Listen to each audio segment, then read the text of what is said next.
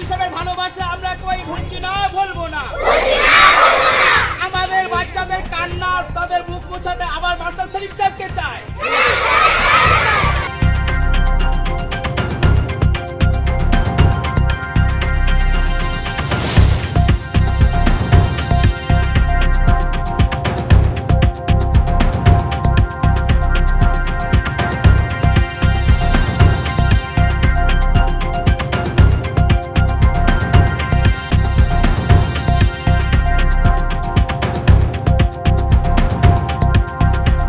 আমাদের সেলিম স্যারকে ফিরে চাই। আমাদের সেলিম স্যার অনেক ভালো পড়াশোনা করতেন। আমাদের হেড স্যার আমাদের সেলিম স্যারকে এখান থেকে তাড়িয়ে দিয়েছেন, তার জন্য আমরা বিক্ষোভ করছি। আমাদের দাবি হলো সেলিম স্যারকে আমাদের এই স্কুলে আবার ফিরিয়ে আনতে হবে। হেড স্যারের এই প্রতিবাদ চাই। হেড স্যার সেলিম স্যারকে তাড়িয়ে দিয়েছে, আর সেলিম স্যার খুব ভালো পড়াশোনা করতেন আর আমাদের খুব ভালোবাসতেন, তাই সেলিম স্যারকে তাড়িয়ে দিয়েছে হেড স্যার। আমরা চাইছি সেলিম স্যার আবার এই স্কুলে ফিরে আসবে, তাই জন্য আমরা বিক্ষোভ করছি।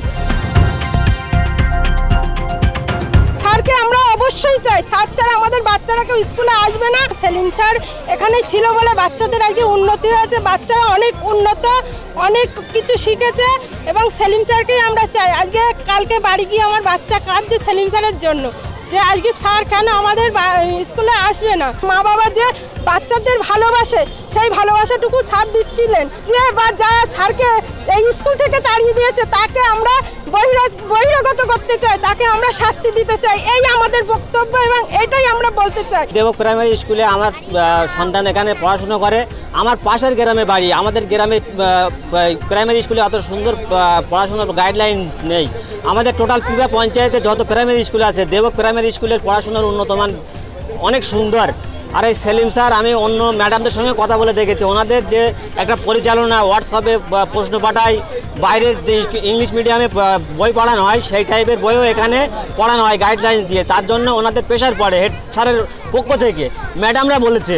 তো এই চক্রান্তে সেলিম স্যারকে এখান থেকে ট্রান্সফার করে অন্য জায়গায় দেওয়া হয়েছে। আমরা চাই পুনরায় সেলিম স্যার এই স্কুলেই আসুক, আমাদের শিশুদের যেভাবে পড়াচ্ছিল সেইভাবে পড়ুক।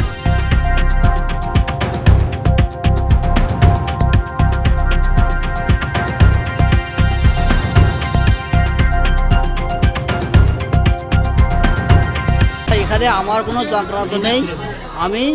আমি এই ব্যাপারে কিছু জানি না।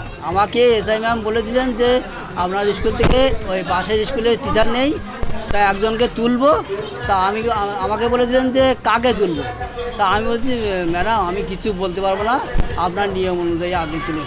আমি কারোর নাম বলতে পারবো না, কেননা আগেরবার সমস্যা হয়েছিল বলে আমি কারোর নাম বলিনি।